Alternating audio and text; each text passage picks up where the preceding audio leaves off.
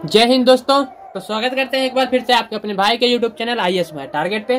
तो हर दिन के भांति जो है इस दिन भी मतलब आज का दिन भी आंसर राइटिंग प्रैक्टिस करेंगे। तो जैसा कि आप लोगों को मालूम है कि IAS भाई टारगेट यूट्यूब चैनल पे जो है बराबर डेली एक प्रश्न को सॉल्व करते हैं, ठीक ना। तो अभी हम सॉल्व कर रहे हैं GS paper 4 CSE exam UPSC civil service exam में जो पूछे जाते हैं, ठीक ना। उसमें चौथा पेपर जो होते हैं एथिक्स से रिलेटेड, तो एथिक्स से रिलेटेड पेपर 4 जो होते हैं उसी को हम सॉल्व कर रहे हैं। ये जो है PYQ 2024 में जो पूछे थे उन्हीं को हम सॉल्व कर रहे हैं, ठीक ना। तो आप लोग चेकआउट भी कर सकते हैं, यदि आपको विश्वास नहीं हो रहे हैं तो आप चेकआउट कर सकते हैं, इसके लिए कोई दिक्कत नहीं है, ठीक है।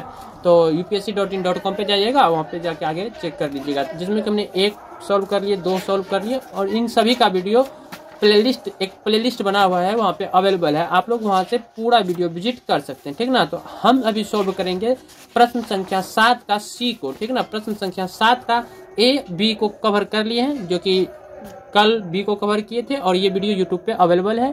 और A का जो कवर किए थे वो भी अवेलेबल है। यानी कि ये जो पेपर है GS 4 से रिलेटेड, इनका एक प्लेलिस्ट बना दिए हैं। उसमें 1 से लेकर के 7 जितना अभी तक बना चुके हैं, सॉल्व कर चुके हैं, सभी का आंसर राइटिंग अवेलेबल है, आप लोग जाके देख सकते हैं, ठीक ना। तो अब हम आज C को कवर करेंगे। तो इसको हम कई बार पढ़ चुके हैं, बहुत तरह बार बार पढ़ते पढ़ते माइंड में अट गए हैं, ठीक ना।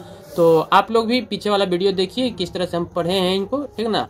आज हम थोड़ा सा जब पढ़े प्रश्न संख्या 3 को लेकर के, जब इसमें हम प्रश्न संख्या 7 का C का जब प्रश्न पढ़े तो इनको कवर करने के लिए हमको लगा कि एक बार और इनको सही से समझना होगा, क्योंकि यहाँ प्रश्न ही कुछ अजीब टाइप का था। जैसे कि आपकी कंपनी है, जैसे मेरा IAI कंपनी है और इस पे जो है दिग्गजों के द्वारा, दिग्गजों समझते हैं ना आप लोग, आई होप आप लोग समझते ही होंगे कि दिग्गजों द्वारा जो है दंडित किए जाने के लिए चिन्हित किया गया है। इसकी आवश्यकता को समझाने के लिए आप क्या तार्किक और नैतिक तर्क देंगे। तो इसी पे रिलेटेड आंसर राइटिंग करने के लिए जो है हमको इसमें मतलब पढ़ के जो है मेन टॉपिक को अंडरलाइन करना पड़ना, अंडरलाइन करके उन टॉपिक को हम समझे, फिर जाके आंसर एक तैयार किए, ठीक है। अब वही आंसर राइटिंग आप लोगों के बीच प्रस्तुत करने वाले हैं। तो चलिए प्रश्न पढ़ के सुनाते हैं। C देखिए क्या कह रहे हैं। C कह रहे हैं कि आपकी कंपनी को तकनीकी दिग्गजों द्वारा दंडित किए जाने के लिए चिन्हित किया गया है। इसकी आवश्यकता को समझाने के लिए आप क्या तार्किक और नैतिक तर्क देंगे। तो हम तार्किक तर्क भी देंगे और नैतिक तर्क भी देंगे। यहाँ पे 2 मुद्दे हैं, पहला तार्किक और दूसरा नैतिक। तो दोनों मुद्दा के बारे में हम ये जो दंडित किए हमारे कंपनी को, ठीक ना, ये दिग्गजों को हम अपना बात रखेंगे, ठीक ना, अपना बात सिर्फ रखेंगे। इनसे हम जबरदस्ती नहीं कर सकते हैं कि आप कृपया करके, मतलब जैसे कहते हैं ना गाँव घर में, जैसे लड़का से में युवा में जब लड़ाई हो जाते हैं, बचपन में आप लोग भी लड़ाई किए होंगे, या तो हटो नहीं तो मार देंगे। तो उसी प्रकार यहाँ पे ये ऐसा भावना नहीं रखता है। यहाँ पे भावना जो है आपके कंपनी पे केस हो चुके हैं, ठीक है ना। केस को सॉल्व करने के लिए आप इस लिहाजे से इनके समक्ष बात रखिए कि हम इनसे रिक्वेस्ट कर रहे हैं, ठीक ना, हाथ जोड़कर इनके सामने प्रार्थना करेंगे।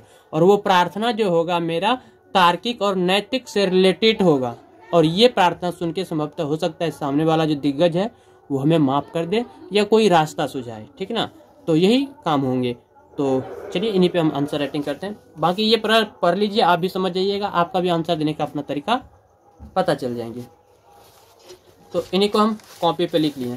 तो अब इनका कोई काम नहीं है, सिर्फ ये आप लोगों को दिखाने के लिए रखते हैं, ताकि आप लोगों को प्रमाण स्वरूप कम से कम ये याद रहे कि आप जो समय बिता रहे हैं वीडियो के पीछे, यूट्यूब पे जो अभी वीडियो आप लोग देख रहे हैं, तो समय को यूं ही बर्बाद मत कीजिए। समय को जो है कहाँ दे रहे हैं, ये चीज़ का ध्यान रहना बहुत ज़्यादा जरूरी है, इसीलिए हम इनको दिखाते हैं। तो चलिए आंसर राइटिंग प्रारंभ किया जाए।